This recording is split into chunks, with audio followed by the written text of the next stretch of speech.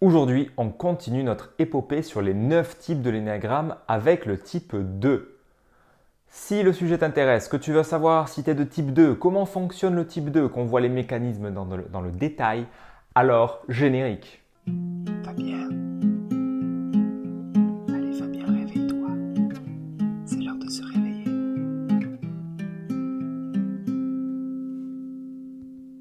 Attention, avant de démarrer concrètement cette vidéo, sache que cette vidéo va être un peu plus poussée. Ce n'est pas une vidéo pour initier l'énéagramme, pour connaître les fondements de l'énéagramme.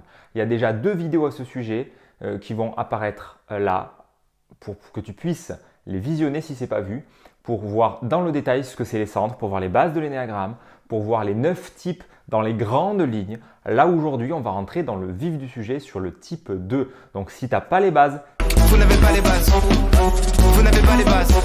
tu vas rien comprendre. Vraiment, regarde les autres vidéos, sinon tu vas être perdu parce que c'est vraiment l'idée de rentrer concrètement dans le sujet. Ceci étant dit, rentrons dans le type 2 avec la porte d'entrée comme on a fait pour le type 1 sur comment comprendre comment fonctionne un type 2. Avant de te dire, ouais, le type 2, il fonctionne comme ça, il a tendance à faire ceci, cela, certains l'appellent l'altruiste. Avant de dire toutes ces conneries, avant de rentrer vraiment dans le concret, comprenons ce dont il s'agit. Le type 2, c'est un centre émotionnel tourné vers l'extérieur. C'est-à-dire, le centre préféré du type 2, ce qu'il utilise tout le temps et qu'il veut utiliser tout le temps, c'est son centre émotionnel. Le centre émotionnel, c'est celui qui est relatif aux émotions. Merci Captain Obvious. Bravo Arthur, bravo. Les émotions, donc mes émotions, celles des autres, le centre émotionnel s'occupe du sens du beau, il s'occupe de l'adaptation en temps réel à autrui. C'est ça le centre émotionnel. Chez le 2, il est particulièrement surutilisé vers l'extérieur. C'est-à-dire que l'équation égotique, c'est je suis égale les émotions des autres. Je suis les émotions des autres. Je suis tes émotions. Donc ça veut dire que je vais faire en sorte que tu te sentes bien, que tu te sentes juste waouh en ma présence.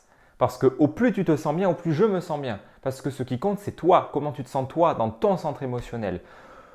Donc le 2, il a un radar pour repérer comment les gens se sentent, et il a un radar pour prendre soin d'eux.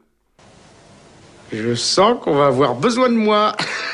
Donc tu peux, là encore, comme on a fait avec le type 1, tu peux deviner la logique du type.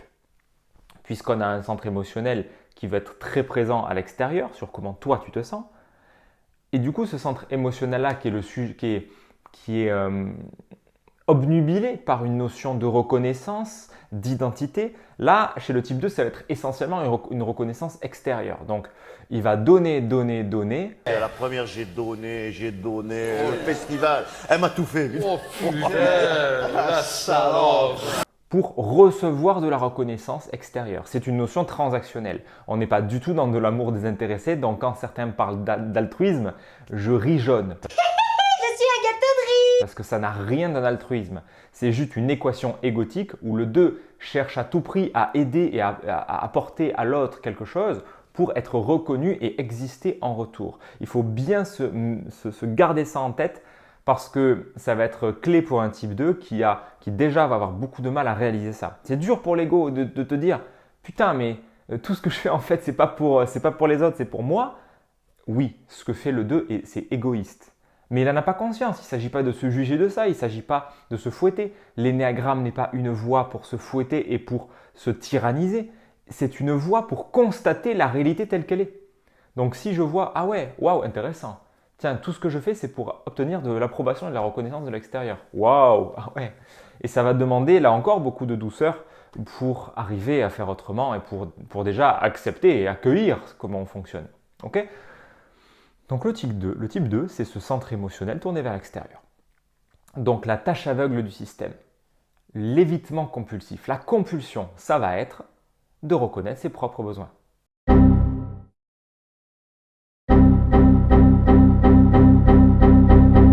C'est-à-dire que l'équation dans la tête du type 2, dans son système, c'est il faut donner en premier pour recevoir en retour. Je ne mérite pas qu'on s'occupe de moi. Donc le 2 est vraiment dans cette idée de don, et il n'a pas conscience que ce n'est pas désintéressé. Il n'a pas conscience, dans la plupart des cas, qu'il le fait pour choper du like. Or, tout son système est câblé sur donner, donner, donner. Il a un radar à repérer comment il pourrait aider les autres pour recevoir de la reconnaissance qui lui permet de valider l'identité d'aidant. Donc, on a la tâche aveugle dans ce centre émotionnel tourné vers l'extérieur qui pourrait empêcher de prendre soin des autres. C'est justement de reconnaître ses propres besoins. Parce que si j'ai des besoins, je vais en prendre soin et du coup, il n'y a pas de place pour les autres. Moi, identifié à ce centre émotionnel tourné vers l'extérieur, il ne peut pas y avoir de place pour mes besoins. Donc, la tâche aveugle, la compulsion, c'est reconnaître mes propres besoins. Dans l'ego, je ne peux pas me permettre de reconnaître mes propres besoins. Donc, le mécanisme de défense qui se met en place pour éviter d'être face à ses propres besoins, c'est la répression de mes propres besoins. Tout simplement. Donc, beaucoup de deux ne vont pas être vraiment conscients de leurs besoins, ou alors ils en ont conscience, mais ils les considèrent comme illégitimes, puisque justement, ils les répriment. Donc, ça va dépendre du niveau de conscience du 2. J'ai entendu des discours un petit peu nuancés sur ce propos. Le 2 peut avoir conscience de ce qu'il a besoin, sauf que, comme il considère qu'il ne le vaut pas, que l'autre est toujours prioritaire par rapport à lui, il va toujours se faire passer au second plan. Dans l'ego, le 2 se fait passer systématiquement au second plan. Puisque dans son système, c'est l'autre qui est important. C'est l'autre. Il faut donner d'abord. Il faut donner, donner, donner pour recevoir. Donc, ça va lui demander énormément d'apaisement, de connexion à l'essence, à d'autres parties de lui, de faire le deuil de beaucoup de choses pour s'autoriser à faire autrement. Dans l'ego, et la plupart des 2 que tu verras sont dans cette équation, je donne d'abord, je reçois ensuite. Je ne peux pas me permettre de recevoir s'il n'y a pas de bonne raison. Okay ? Ce mécanisme de répression de ses besoins va amener le 2 à accumuler des problèmes. C'est-à-dire que s'il ne prend pas le temps, s'il ne développe pas cette acuité sur ses propres besoins, la vie va se charger de lui faire reconnaître. C'est-à-dire qu'il va très souvent aller vers la maladie psychosomatique, douleur, il peut finir à l'hosto, etc. En fait, ça doit atteindre un certain niveau d'urgence pour que le 2 se dise « Ah ouais, mais quand même ». Et encore, il ne va pas le réaliser lui-même. Ça va souvent être parce que ça va commencer à gêner les autres. Je veux dire, les autres vont devoir commencer à prendre soin de lui. Là, c'est quand on arrive déjà un peu loin dans la désintégration. C'est qu'il prend tellement pas soin de lui que ça va lui porter préjudice. Il va finir dans un sale état, il va somatiser, il va avoir des pathologies, etc. Jusqu'à ce que les autres commencent à s'occuper de lui ou les autres vont lui dire « Écoute, là, tu devrais peut-être appeler un médecin. Tu devrais peut-être appeler les urgences, là. Tu as la tête qui tourne et tout. Non, non, ça va. Toi, comment tu vas? Non, non, vraiment, là, tu as la tête qui tourne. C'est un peu bizarre. » Donc, tu vois, le 2, c'est par le feedback extérieur où les autres lui notifient vraiment qu'il y a un truc qui ne va pas, que là, il commence à accorder du crédit et faire quelque chose par rapport à ça. De lui-même, le 2 ne va pas vraiment prendre soin de lui, ne va pas faire les choses pour prendre soin de ses besoins, puisqu'on l'a dit, c'est son évitement compulsif de reconnaître ses propres besoins. Partez sans moi, je vais vous ralentir. Pour nourrir son identité de personne aidante, parce que c'est ce qu'il apporte au monde, le 2, c'est l'orientation, c'est l'amour, il est tout tourné vers les autres, toujours. Il a son radar, son système réticulé est câblé sur voir qu'est-ce qu'il pourrait faire, qu'est-ce qu'il pourrait dire pour rendre service, pour aider. Donc tu vas avoir 2 variations de 2. Il y en a qui sont plus portées sur l'aide concrète, instinctive, matérielle. Si c'est un 2 qui a un centre instinctif en deuxième, il va plutôt passer par l'instinctif, donc il va aider par l'action. Okay? Tu as des 2 qui vont être plus portés sur l'aide s'ils ont un centre mental en soutien. Et du coup, ils vont te donner des conseils, ils vont te dire quoi faire. Ah, tu devrais faire ça, ah, tu as vu ça. Et ils vont te donner des conseils. Vous voulez pas que j'appelle Maurice? C'est mon copain qui naît. Non. C'est vraiment un crack, Maurice. Puis il est pas cher en plus. Vous savez combien il prend quand il vient à domicile? C'est des quoi rester paralysé, ça. Je veux pas vous affoler, mais si la moelle épinière est touchée, c'est paralysé à tous les coups. Et là, par un voyage à Lourdes. Dans les 2 cas, tu n'as rien demandé. C'est tout le principe du 2, c'est qu'il anticipe, il cherche à t'aider en premier lieu en fait. Il veut donner. Donc même si tu n'as rien demandé, si le 2 a conscience de ça, il a conscience de ses limites et surtout des tiennes, il ne va pas chercher à t'aider alors que tu n'as rien demandé. Okay? Mais beaucoup de 2 vont forcer l'aide, c'est-à-dire qu'ils vont t'imposer leur aide, leurs conseils. C'est ce qui fait ce côté envahissant que tu peux voir chez beaucoup de 2, ce truc de laisse-moi t'aider, allez, est-ce que je peux faire ça, qu'est-ce que je peux faire pour toi? Il y a ce truc cliché. Mais voilà, là encore une fois, au plus on est dans le cliché, au plus on est dans l'ego, au plus on est dans le cliché, et tu verras ce truc-là. Mais tous les 2 ne sont pas comme ça. Il y a des 2 qui peuvent apprendre à tempérer ce fonctionnement-là, connaître leurs limites, savoir quand l'autre n'a pas besoin et se dire non, ok, il y a bien la frontière entre moi et l'autre. Sauf que le 2 dans l'ego n'a pas cette frontière entre moi et l'autre. On est dans un centre émotionnel où la limite, elle est poreuse et où toi, c'est moi. Puisque quand toi, tu te sens bien, je me sens bien. Et il y a cette coupure qui n'est pas faite quelque part. Il y a un lien de dépendance dans la relation. Ensuite, voyons la passion et la fixation du 2. La passion du 2, c'est l'orgueil. C'est-à-dire que dans son centre émotionnel, dans l'ego, il va y avoir cet orgueil, cette valorisation de l'aide qui est apportée à l'autre. C'est-à-dire que le 2 ne se valorise pas. D'ailleurs, le 2, c'est celui qui a la plus faible estime de lui en termes d'énéagramme. Le 2 ne s'aime pas. Très souvent, beaucoup de gens, la plupart des énéatypes peuvent ne pas s'aimer. Mais le 2 est celui qui vraiment se déteste quelque part en fond. Il peut y avoir une haine de soi. Parce que le 2, au fond de lui, dans son système, il y a le truc de « je ne sers à rien ». Je ne mérite pas d'être aimé. Je ne sers à rien. Donc, il va tout faire pour être utile aux autres et se créer un personnage de personne qui est utile en apportant de l'aide. Sauf que c'est une équation qui est biaisée, encore une fois, parce qu'on se retrouve avec un 2 qui est persuadé qu'il ne vaut rien en fond et qui n'a aucune utilité. Il va se forcer pour aider les autres, aider les autres, aider les autres, sauf que les autres n'ont peut-être rien demandé. Et du coup, il va se faire jeter et il ne va pas recevoir cette reconnaissance qu'il désire tant. Donc, passion d'orgueil, c'est quand le 2 va vouloir valoriser à travers le regard de l'autre l'aide qu'il a apportée. C'est-à-dire qu'il va dire « T'as vu ce que j'ai fait pour toi ? Ah, j'ai été une bonne maman quand même, hein, et t'as vu, et là j'ai fait ça, et là c'est cool, et ça t'a été utile, hein, et c'était bien, hein, et ouais, t'as vu ?» Il y a ce côté de « j'ai besoin », orgueil, c'est quelque part, c'est grâce à moi que t'en es là. Tout ce que je fais, je le fais pour toi. Donc, ce n'est pas forcément dit explicitement. Le 2 est jamais très direct par rapport à ça. Bon, par exemple, si tu veux dire merci à un 2, si tu veux le reconnaître, lui dire merci. Quand il te rend service, c'est cool de dire merci et de reconnaître ça. Si tu lui dis trop franchement, trop directement ou de façon trop marquée, le 2 ne sera pas à l'aise avec ça. Non, non, mais c'est rien. Il ne peut pas recevoir. Il va avoir du mal à recevoir parce qu'il se considère comme illégitime de cet amour-là. C'est pour ça d'ailleurs qu'il est dans cette équation de donner avant de recevoir. Donc bien sûr qu'il aime recevoir, bien sûr qu'il a envie d'être reconnu et aimé. Il vit pour ça. Mais si c'est dit, si c'est exprimé de façon beaucoup trop abrupte et beaucoup trop directe ou trop intense, ça va être dur pour lui de prendre. Il a du mal à prendre en fait. Il va donner, mais prendre, c'est dur. Donc ça peut se manifester par une difficulté à prendre, à recevoir l'amour, à recevoir l'argent, à recevoir l'attention, etc. Okay ? La fixation du 2, c'est la flatterie. C'est-à-dire que bon, souvent, quand on met les mécanismes de l'ego à poil, ça fait pas trop envie. T'as pas envie de dire que t'es 2, tu vois. Mais ça valorise personne, l'énéagramme, puisque tu vois qu'on est tous logés à la même enseigne. La flatterie, c'est quand le 2 va repérer chez l'autre ce qui est cool, ce qui est sympa, il va lui faire des compliments, il va souligner « Waouh, t'es super jolie aujourd'hui, waouh, c'est super ce que t'as fait, waouh, là, sur ça, sur… » Il ne va pas être avare de compliments. Et c'est sincère. Quand le 2 dit quelque chose, il ne dit pas ça juste parce qu'il ne le pense pas et que c'est juste pour recevoir de la reconnaissance. Non, non, il a un radar pour repérer ce qui est bien chez l'autre, pour vraiment recevoir en retour cette reconnaissance. Donc la fixation, c'est que dans son centre mental, il a un radar à repérer ce qui pourra être le lieu de future reconnaissance chez l'autre. Donc il va être vraiment généreux en compliments, en mots positifs, en soutien, etc. etc. En 28 ans, nous avons créé un lien indéfectible avec les gens. 365 jours par an, 28 années. Et du jour au lendemain, d'une minute à l'autre, je ne peux même pas leur dire merci pour tout ce que vous m'avez apporté. Merci, pourquoi, au revoir, à bientôt. Je ne veux rien leur dire. Je vous aime, on va se retrouver le plus vite possible, dans d'autres conditions, on verra comment.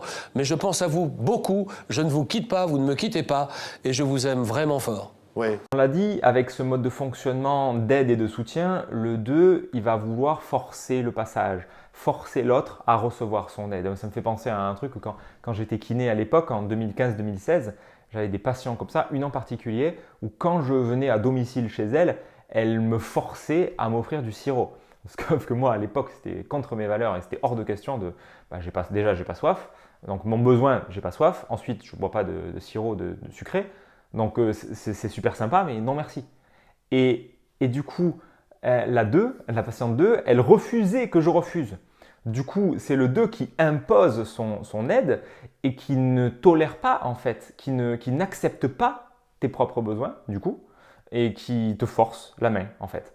Donc, soit on a des 2 qui sont vraiment dans l'ego, qui sont désintégrés, c'est-à-dire l'ego prend beaucoup plus de place, l'être humain est tyrannisé par son centre émotionnel et elle va tout faire pour que tu prennes son aide, que tu prennes son conseil. Et du coup, c'est extrêmement désagréable et tu as juste envie de lui dire mais casse-toi, je t'ai rien demandé. Ou bien, après, c'est pas ou, c'est comme on a dit sur le 1, c'est un continuum, hein, c'est pas on ou off. Après, tu as des 2 qui sont beaucoup plus dans l'essence et qui vont vraiment repérer ce dont les autres ont besoin et leur proposer l'aide. Mais vraiment, c'est une notion de proposition où l'autre laisse libre, le 2 laisse libre l'autre d'accepter ou pas. C'est là où la fixation, c'est la flatterie et la contrefixation, c'est le dédain. D'ailleurs, la contrefixation est un concept qui vient du 2. C'est grâce au 2 qu'on s'est dit, ok, le 2, il fonctionne avec cette notion de flatterie. Il va donner des conseils, il va rendre service, il va souligner positivement ce qu'il y a chez toi. Mais quand ça ne marche pas, que tu n'acceptes pas son aide, que tu ne reçois pas son compliment, alors le 2 rentre dans une contrefixation de dédain, il va te dédaigner et il va espérer que tu reviennes à lui, devant lui, à genoux, pour le supplier que tu l'aides lui aussi. Enfin, on doit pouvoir la trouver, cette adresse, mon Dieu. Il a été contrôlé, Menot.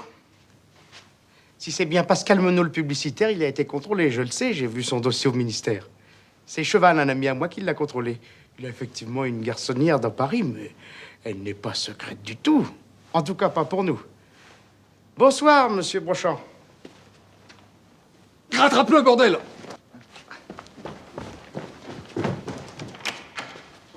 Monsieur Vignon! Monsieur Vignon. Oui? Monsieur Brochant voudrait vous parler. Donc il y a ce mécanisme un peu pervers de fixation contre fixation qui concerne tous les types d'ailleurs et qui a un concept un peu plus avancé entre guillemets mais qui permet de comprendre que chez certains types tu ne vois pas la fixation parce que tu vois la contre-fixation. C'est une autre notion. Donc chez le 2 ça alterne entre flatterie et dédain. Si tu acceptes son aide, très bien, mais si tu n'acceptes pas, que tu refuses, il peut rentrer en mode dédain. Et c'est subtil parce que si tu ne connais pas bien l'énéatype 2 et que tu ne connais pas bien l'énéagramme, tu ne vas pas comprendre et tu ne vas pas te dire qu'il est 2. Et d'ailleurs, le 2 peut rentrer dans une agressivité par rapport à ça d'ailleurs et finir en mode « mais il n'y a personne qui m'aide et tout le monde s'en fout de moi ».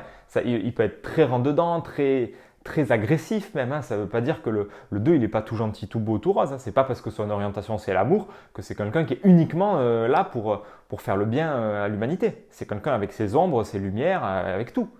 Et du coup, c'est quelqu'un qui peut être aussi extrêmement agressif, en particulier s'il manque d'amour. Si son réservoir il est vraiment vide, il va chercher à aider tout le monde, et il peut être extrêmement agressif dans sa recherche d'amour. Donc là encore, c'est très paradoxal, parce que du coup, il veut encore plus imposer son aide aux autres, et il se fait encore plus jeter. Donc il n'a pas cette reconnaissance, et on tombe dans une boucle infernale de l'ego où ça ne marche pas. Pour imposer son aide, le 2 est donc un professionnel dans la manipulation émotionnelle. Le 7 est un manipulateur mental pour te faire tourner en bourrique. Le 9 est un manipulateur instinctif ou sans rien faire, un peu en mode je l'air de rien et tout, il peut te manipuler aisément, même si tout le monde peut manipuler encore une fois. Mais le champion de la manipulation émotionnelle, c'est le 2. Il te rend service, Tu n'as rien demandé, mais il te rend quand même service. Et puis après, c'est quoi? C'est comme ça que tu me remercies? Après tout ce que j'ai fait pour toi, tu n'es même pas capable de… Ah ouais, d'accord, ok. Ah c'est sympa. Hein. Ah et le 2 peut passer comme ça par une tierce personne pour se plaindre. Il va rarement s'adresser directement à l'intéressé pour se plaindre. Il peut tout à fait, mais souvent ça va passer par un tiers. Tu vois du coup cette notion de manipulation et de lien, il n'y a pas de frontière avec l'autre. Si tu es plusieurs dans la pièce, il peut s'adresser à quelqu'un pour se plaindre de toi, mais pour que tu entendes quand même le truc. Donc tu vois, on va être vraiment dans un jeu de triangle de Karpman qui est vraiment toxique. Et il est intéressant, si tu vois ça chez un 2, de recadrer les choses, de se regarder les yeux dans les yeux et peut-être d'utiliser la CNV d'ailleurs, si c'est possible, pour vraiment exprimer tes besoins, ta demande, tes limites, parce que les 2 ont besoin de ces limites-là. Sinon, s'il n'y a pas une frontière en face, ils vont vraiment chercher à recréer ce lien de dépendance avec toi et avec cette notion de manipulation émotionnelle. Le rêve du 2 dans l'ego, c'est que tu sois complètement dépendant de lui. Allez, monsieur Frodon. Je ne peux le porter pour vous. Mais je peux vous porter vous. Venez!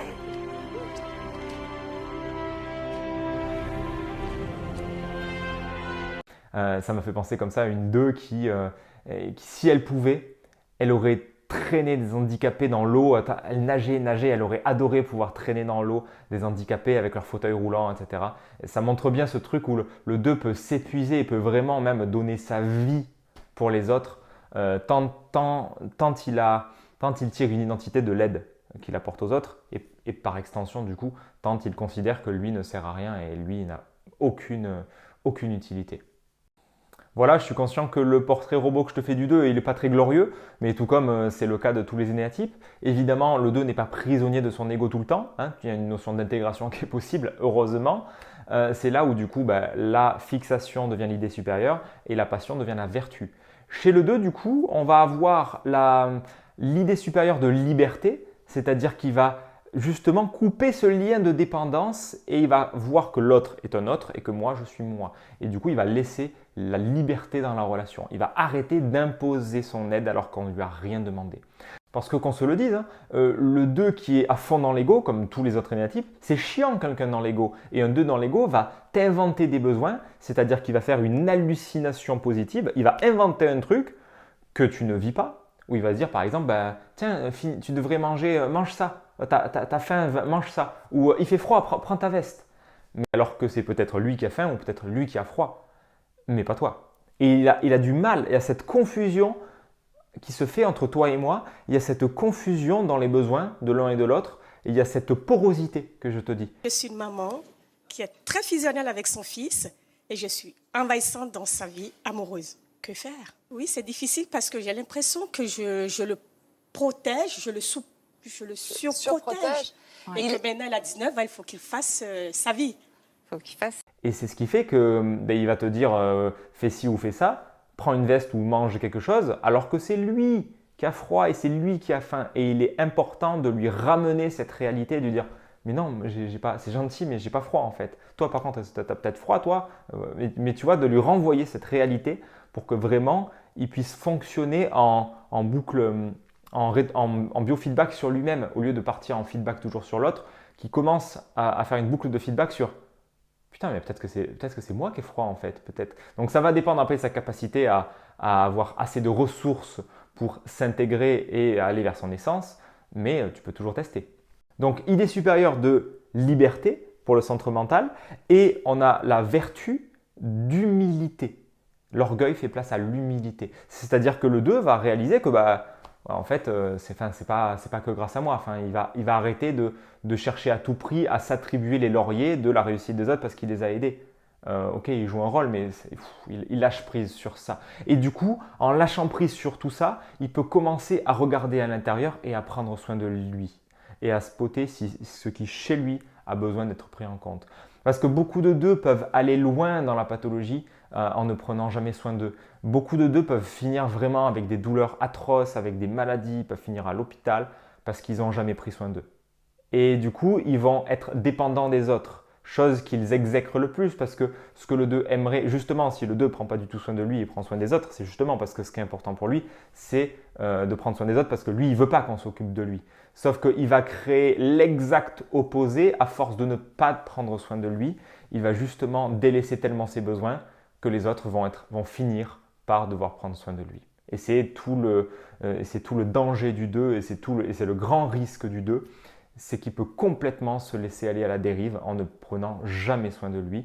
Et les 2 ont du mal à prendre soin d'eux. Les 2 ont du mal à faire quelque chose pour eux. S'ils font du sport, s'ils mangent bien, s'ils vont en formation énéagramme, ils vont systématiquement le faire pour quelqu'un d'autre. Donc ça va lui demander aux 2 de commencer à regarder à l'intérieur. Et ça va être challengeant comme pour tout le monde parce que ça va demander de faire face à la compulsion et aux mécanismes de défense, de lâcher prise sur les mécanismes de l'ego pour faire autrement. Pour finir sur les généralités du 2, on a quelqu'un qui est donc très émotionnel et par conséquent très relationnel. Les 2 que je connais, ils ont un réseau phénoménal. C'est des gens qui créent du lien facilement. C'est des gens qui sont agréables à discuter parce qu'ils s'intéressent à toi vraiment. Ils te posent des questions et tu vois, vraiment, ils sont super intenses. Quand tu es avec eux en discussion, ils sont vraiment là, tu vois, ils sont avec toi, ils ont un radar. Et du coup, il y a une relation super intéressante qui peut avoir lieu.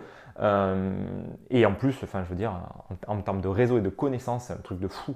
Les 2 que je connais, ils connaissent des centaines, des milliers de personnes dans leur réseau. Ils connaissent le prénom des gens, ils connaissent leur vie. Le 2, il a un radar aussi pour connaître toute la vie des gens. C'est-à-dire qu'il ne s'en rend pas compte, mais il est capable de connaître un niveau de détail sur la vie des gens qui peut être intéressant, qui peut avoir du sens. Je veux dire, dans la vie, ça peut être super utile de connaître. Il connaît tout. Et c'est typiquement, tu sais, la coiffeuse qui connaît tout le village. Alors, toutes les coiffeuses sont pas 2 et toutes les 2 sont pas coiffeuses. Mais il y a ce côté où le 2, c'est un peu une pipelette. Il parle beaucoup souvent.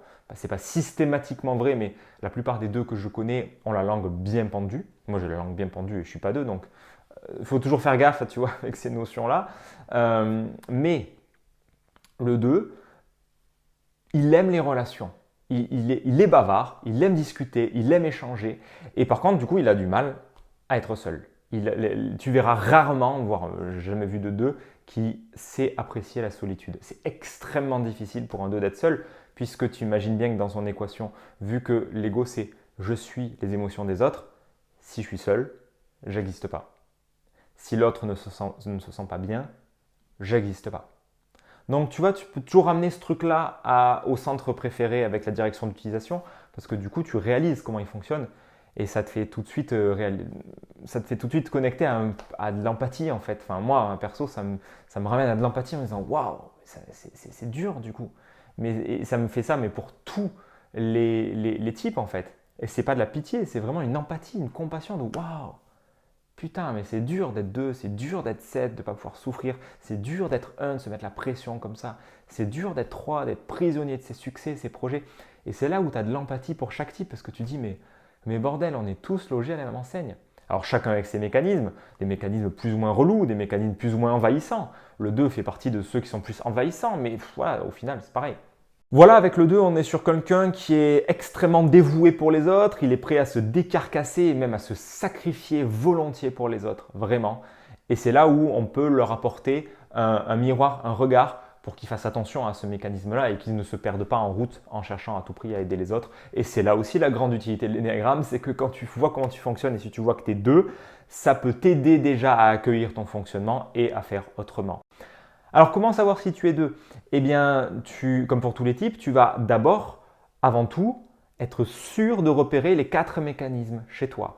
La compulsion, le mécanisme de défense, la passion et la fixation. C'est tout. Et comme d'habitude, tu regardes avant toute chose comment tu peux éliminer toutes les autres hypothèses avant de dire que tu es 2. Parce que c'est trop facile de dire « Ah ouais, mais moi, je suis tourné vers les autres, j'aime bien aider les autres et je suis quand même gentil. Donc je suis 2. » Non, non, non, non, non. Tu dois d'abord invalider les autres et ensuite confirmer en repérant tous les mécanismes inhérents au type 2. On peut confondre le 2 avec le 9 parce qu'il y a ce côté soutien. Sauf que tu peux bien distinguer les deux parce que le 2, il a un soutien très actif et le 9, il a un soutien passif. Le 9, il ne va pas être tout le temps là, derrière toi, pour t'aider, te conseiller. Le 9, il est là pour toi, il peut te donner conseil, il peut prendre des news, viens, on est bien, mais il n'est pas dans cette énergie émotionnelle. Le 9 est un instinctif qui contrôle par le non-contrôle. Le 9, il est bien là où il est chill, tout lui va. Il ne va pas chercher à tirer une identité à travers la reconnaissance que tu vas lui donner parce qu'il va t'aider. Le 9, ce qu'il cherche, c'est la paix, c'est éviter à tout prix le conflit. Alors que le 2, ce qu'il veut à tout prix éviter, c'est de reconnaître ses propres besoins. Ok ? Voilà pour repérer si tu es 2. Réécoute cette vidéo, regarde tous les mécanismes. Pour affiner et aller plus loin avec le type 2, tu peux te référer à l'article sur épanescence. Tu auras le lien en description.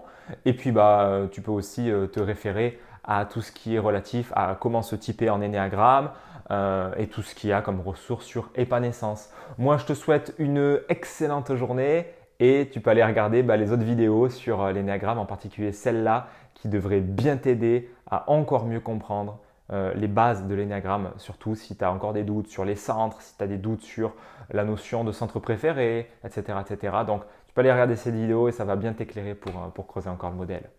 J'ai un bilan assez négatif de l'opinion que j'ai de l'être humain.